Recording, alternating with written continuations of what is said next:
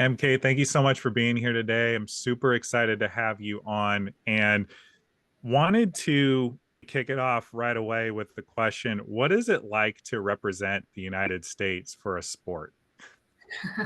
That's a great question to start with. I don't know that there are really words to describe that, to be honest. I mean, it's a incredible feeling. It's an honor, and it's definitely a kind of a dream come true. I've never in my wildest dreams could think that I would be able to represent our country in a sport as both like a player before and now a coach. But it's truly an honor. Yeah, and I know that this is something that for flag football, it's a sport that you played in college and then you played on the team. Now you're coaching the Mhm. national team, and I would love to hear what that moment was like for you when you got the call or the email, whatever it was like to have that moment for yourself. Yeah. So when I got the call originally as a player, it was, I mean, it's so exciting. I remember just like pacing around in my living room, just ecstatic. And it, to me at that point, it wasn't even like this, oh, you're going to represent your country. It was truly just like wow, I've made the highest level I could possibly make. Like I've put in that work. I've done what I needed to do. I've showed my talent and here I am. Like I did it. I made it. So that feeling was like no other. And then when I got the call about being a coach, that was just more like how in the world did I get here kind of call and kind of Mhm. reaction because I didn't, when I stopped playing, I knew I wanted to coach at some point, but there wasn't this like immediate feeling that I was going to be able to coach the women's side. I thought maybe I'd have to, you know, work myself through the ranks and whatnot. So when I got that call, it was just like, oh my gosh, this is actually happening. And, there was a little sense of like an imposter syndrome, to be honest. So two different, very different feelings, but both a lot of excitement. Yeah. Yeah, no, and tip of the cap to you from stepping out of one role and into the other and still representing our country the way that you have. Let's dive in on that imposter syndrome though, because you didn't have that long gap that you were talking about. You didn't have that situation where you were paying your dues for a long time, working your way through the coaching ranks. You got to slot in fairly quickly onto Yeah. the national team. What has worked for you in combating the imposter syndrome so that you can be the leader that the team needs? Yeah, no, that's another great question. I mean, so when I first actually was even applying for the job, I was looking up or I was listening to something and I heard of a coach that was in kind of a similar situation as me. Her name is Erin Matson. She was the UNC field hockey player turned coach, right after she graduated. So she was going to be coaching people that she literally played with a year, not even a few months ago. So as soon as I got the job and everything, I was just listening to podcast after interview of her and Mm-hmm. how she did it and how she got there and what she did to kind of secure that position. And it made me one realize that like I was just as capable as anyone else, whether or not I had that coaching experience, but I knew the game and I knew my passion for the game and I knew my love for the game and I knew my expertise. So that's really what I just fell back to was finding the people that were in similar situations but had done it before me. And luckily she was like a year before me, so everything was really relevant. But yeah, I think and let me be honest, there are definitely still days that I feel a little bit of that imposter syndrome, but I try to go back to those interviews. Yeah. Yeah, no, absolutely. And, I know that when we're a part of a team, obviously we're talking about a sports team here, but it could be a team at work. It could be a team in like a school project environment, whatever the case is. I would love to know. We're always trying to build that credibility. We're always trying to carve out our place. Maybe we're not the person front and center leading the way, but we want to be the person that our teammates respect. Do you feel like that has been easier for you as a player or in the coaching capacity? So I think it was actually kind of tough for me in both sense in both positions, because as a player, I wasn't very well known. When I got the invite to try out, I actually only knew two people on the team. I didn't know the coach. I didn't really know anyone. So I had to kind of just like, there was no really credibility to be had. It was more of just showing that I could do what I need to do on the field. And then once you come together, it is, those skills kind of shine through on the field. That's kind of easy in my head. As a coach, I didn't necessarily worry about the credibility of myself in terms of other people from the outside. It was more about proving myself to the team and to the girls that I'd be coaching. And I knew that they knew my past as a player, but did they think I was knowledgeable enough to coach? That's where my kind of nerve started, with that sense of credibility. So I guess I was I was nervous in both, but yeah, I don't know. They're just so different. Maybe focusing on the coaching aspect a little bit here, because a lot of the people that do listen to this show are leaders, do have teams that they're responsible for in some capacity, whether it's on an athletic playing surface or in a classroom or a boardroom, or maybe they have a startup that they're trying to get up off the ground. What do you feel like is the best advice you would give people in a leadership role for calming their nerves and seeing a team through to their goal? I think for me, it's showing how much you care.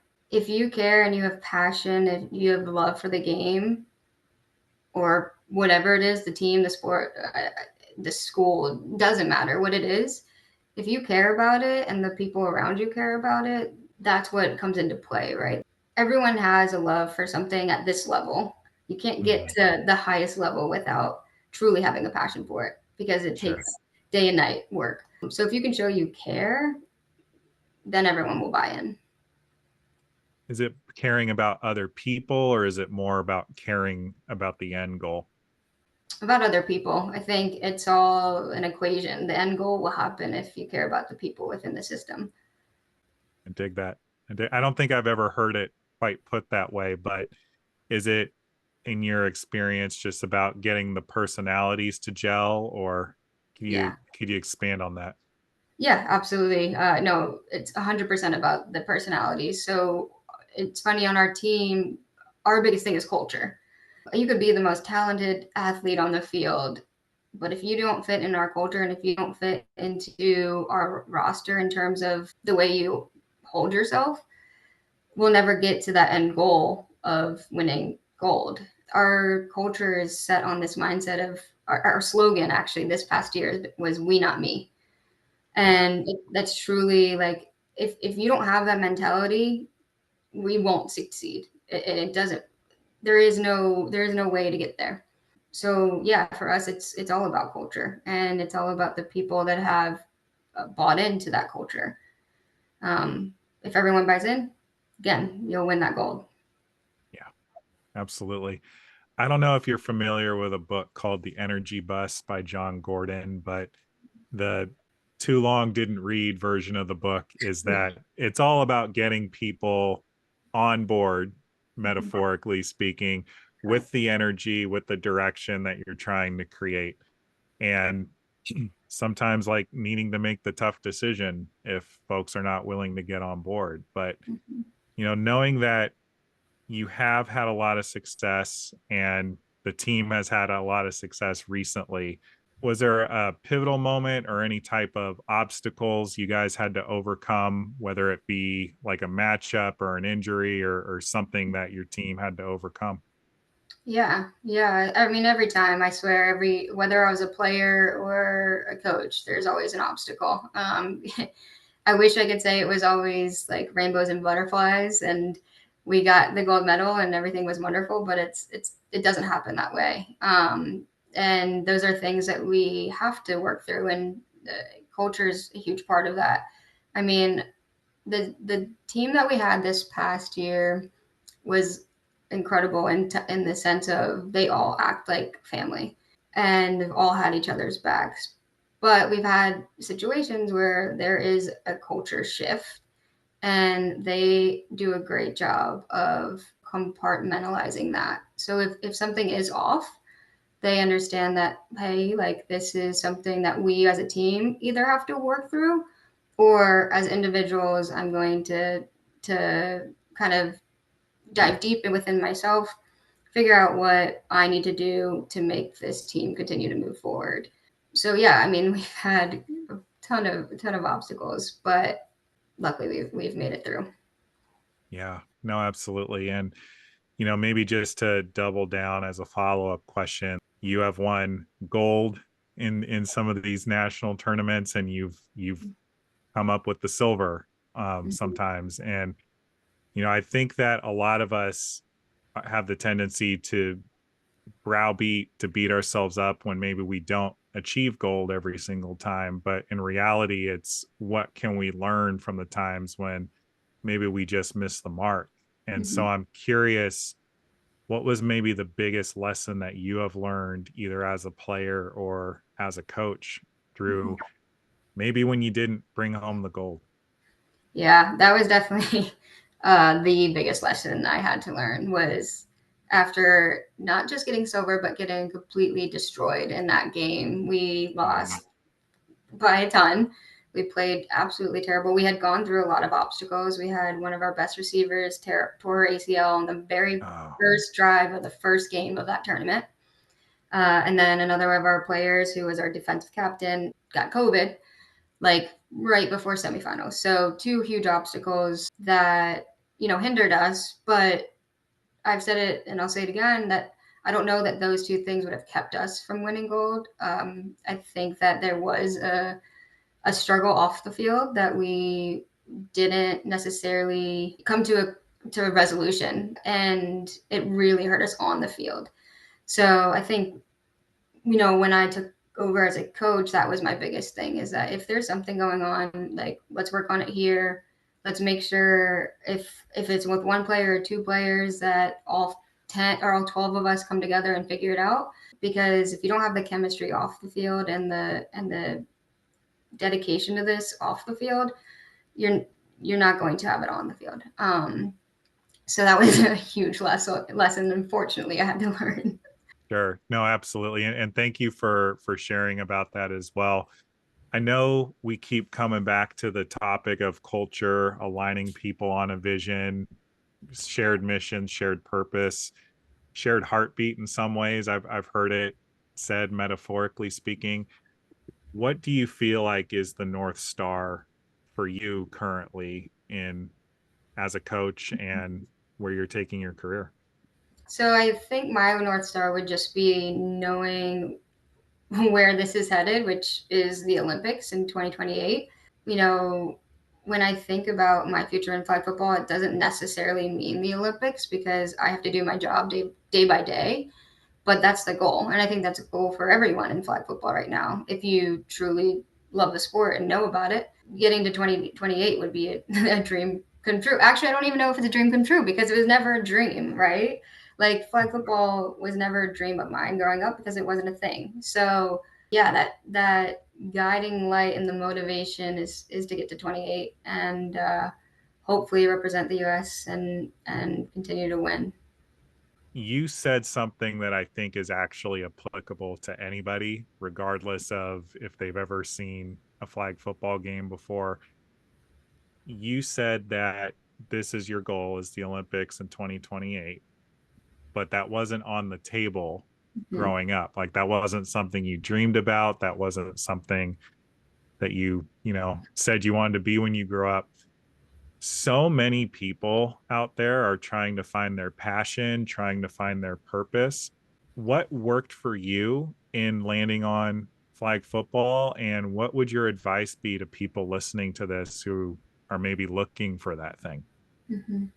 I mean, my advice would be to never stop looking for it, and know that if there isn't a pathway, to create it. Because it's funny that you say that. I was reflecting today on how I got involved and how I got to this spot, and I remember back at Towson University. I went to go try out for the club flag football team, and I gathered a couple of my roommates, and they were great sports about it. And we went out, and I remember the guy that ran it was like, "Oh, we don't have co-ed. We've never done this before. We only have the men's side."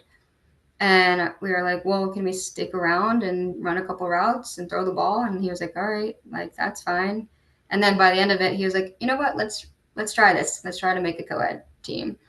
And I think that's such a good kind of like short story of what my journey's been like. And I think everyone should have that kind of, hope that, one day you could just be walking out to a field and throwing a ball around, and it turns into this huge dream that you never knew could become a reality. So never stop looking for it. And, those little things that you never knew could turn into big things may happen.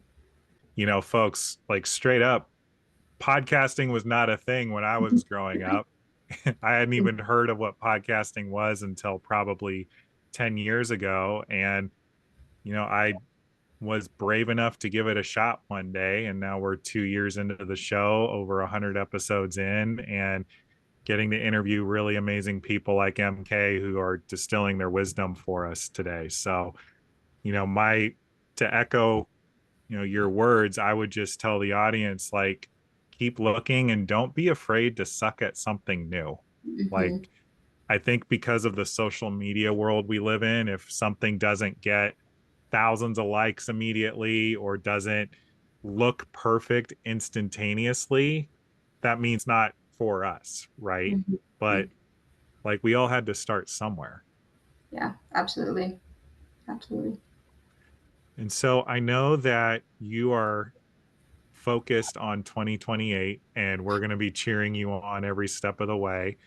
And with that in mind, I know that that's going to be a huge goal that I'm sure you guys are going to crush, and we can't wait to support you. Obviously, we'll be cheering you guys on to gold and when that Olympic Games comes up. But let's talk about bigger picture. Like, you said this is something that became a passion of yours. Wondering, what else are you passionate about, and what else lights you up when you're not focused on flag football? Hmm. Honestly, I think just like enjoying traveling and doing the day by day stuff. I mean, flag football is my passion, right? Like I can't, I don't know that there's only so much space for how big my passion is for flag football. Um, but I love just living my life with my partner and doing all of the little things with her and just going on weekend trips. That's kind of what I live for on the weekends or whatever, whenever I have a break in my schedule. But, you know, I think just living life to the fullest in general. Yeah, no, I love that. I love that. And I think this is relevant, but you're in a field that is very demanding of your time, your energy, your focus. How important is it to balance it out with your relationship, with traveling, whatever fills your cup that isn't the main thing that you're up to? It's incredibly important. I mean, not the funny thing that people probably listening don't know is that everyone that is working in flag football right now, unless you are on staff with like USA Football, we all have full-time jobs. So yes, I coach the team, but I also have a full-time, 8 to 5 day job, and so does the other coach and all of the athletes. So yeah, our schedule is extremely busy between that, our full-time jobs and football. So I think that it's extremely difficult to balance, but what I find most important and what I tell everyone that's getting into this is to surround yourself with people that fully support you and your passion. So I cannot thank my family and my partner and my friends enough that they deal with it, how insane my schedule is. Like I'll get off my day job and go into a podcast or go into another meeting or a call with an athlete or doing a scouting report. I'll have to like get up from dinner and walk away and take a interview. Who knows what it is? But you've got to find the time for the ones that you love around all of that, because those are the ones that are super supportive of you. And I every time I do this, I get off a call or whatever, I go to Kelly and I just say thank you, for understanding and for supporting me, because without her and without family, I couldn't do this as easily as I do. Um, so make time for those people, and show them the love and the support that they give you. Show that back to them, because one day it's going to probably be a full-time job, and I know that she's supporting me through this, but you never know. It's just, you never know what your day is going to look like. So I always say surrounded with people that mean the most to you and support you. So, so true. I mean, I think a lot can also be said just for the concept of we have these big goals, we have these huge dreams. Clearly, you're doing everything required in order to get to the Olympics. And it's important to remember who's coming along with us for the journey and Mm-hmm. to honor them and to love them. And as much as they're pouring into us, pour into them as well. And so it's Mm-hmm. really awesome to hear you acknowledge your partner, Kelly, like that. She's the best.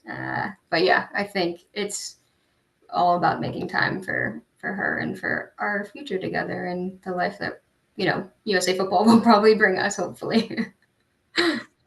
Yeah, no, absolutely. Absolutely. I wanted to ask why football? Like why not another sport? There are plenty of other sports out there, but you landed on football and clearly you're crushing it, but why football? I wish I knew, honestly, because I feel like there could have been some easier routes to take. I grew up playing it. My dad and my brother played, and I mean not at like a super high level, but they played, and my entire like extended family is just huge fans of the game. And I played a ton of sports growing up, like basketball and golf, and my dad really wanted me to golf, and I was a pretty good golfer growing up, but I just couldn't find that love for it. Like I didn't want to go out and golf for 4 hours, but I could throw a ball for 4 hours. It's just one of those things where I can't help loving it and loving the style of the game. And I wish I knew, but it's just kind of innate. Yeah. No, I love that. I mean, sometimes if we just find the thing, we don't really need to question it. We don't really need to qualify it either. And so Yeah. I acknowledge you for going for it and creating a career out of it. Truly Mhm. remarkable. Yeah, I think too, just to add to that, like I kind of always wanted to push boundaries and play with the boys. And like I grew up playing flag, but I actually played 2 years of tackle. And in my mind, there was no barrier until my parents pulled me because I was too small. But yeah, I think I always liked kind of pushing the boundary a bit. I found it fun, and I still do. Can you speak into the courage it takes to push the boundaries in any field? Yeah, I think as you grow up, it takes more and more courage because we get comfortable and complacent. So as a kid, when I went into tackle, I mean, of course that was scary because they're big. I mean, big middle school boys, but they're bigger than me. And now it's more of the courage of disrupting something and having people dismiss you or quote unquote hate on you for pushing a boundary. So I think the biggest thing is having the courage to stand up to the people that don't necessarily agree with you or think what you're doing is silly. There are a lot of people that think flag football is silly, but I mean, I think when you have a passion and a love for something, that courage kind of just comes with it. So, this is super important for the listeners. So, I'd really love to drill down on this for a moment. So many people have that big goal. They have the dream. They want to start the app. They want to write the book. They want to maybe start the podcast. They want to try out for a team. They want to go out and audition for a role somewhere. And they are so concerned with what other people think. Not only do they not allow themselves to try or get started, but they don't even allow themselves to want the thing. Mm-hmm. Hmm. What is your advice for those people? I would say to just reflect on why you want to do that. Find your why. And then also like realize that those people don't matter. In the grand scheme of things, the people that dismiss you, discourage you, hate on you, they don't matter. Those are not the people that are going to push you to be better in your everyday life or in your goals or in your dreams. They don't matter. And I heard something really great the other day that was basically like, if you if someone hates on you, think to yourself, would you ever want to change your position with them? Would you want to change lives with them? And your answer is most Mhm. likely no. Because why would you? Right? The people that hate on you are usually the people that are below you. Yes. Well, exactly. So just continue to move on and persevere and know that those people are already behind you. So look forward and continue to keep trying. It's those people don't matter. I love the way you said that. And just to add to it, if I can, it's really easy to play the comparison game, especially in this social media world we live in. Like we can compare how we look, how much money we make, how whatever other external metric of success. With this podcast, I can look at all these podcasts that have millions of downloads, and I'm not there yet, but I'm still committed to showing up and doing the work and putting out the best possible content for the listeners. And I think what's very true is I've gotten, hate, I've gotten criticism for this show, but it's never from somebody who is like actually showing up and doing the work Hmm. in the same field. It's from somebody like living on a farm, middle of nowhere on their iPhone, just Yeah. throwing some shade, Yep. and there's a 15-year-old, I think, in Missouri who likes to tell me I have a big head. And I do, but that's okay. That has nothing to do with me as a person or my ability to podcast. And so I don't let it be a thing. And so Hmm. I appreciate the way you shared all that for sure. Hmm. Yeah, yeah, it's very rare that we ever, like, as me personally, as a coach or our team in general, uh, we never see hate from people that are above us or have done this before, right? Like, if Right. if someone from the U.S. national soccer team or someone from USA basketball were to, you know, talk down to us, that would be like devastating. But they won't do that because they know what we've done. They know they've been there. They've paved this journey for us. They've paved the way. The people that are going to talk down on you are the people that aren't going to ever put in that work.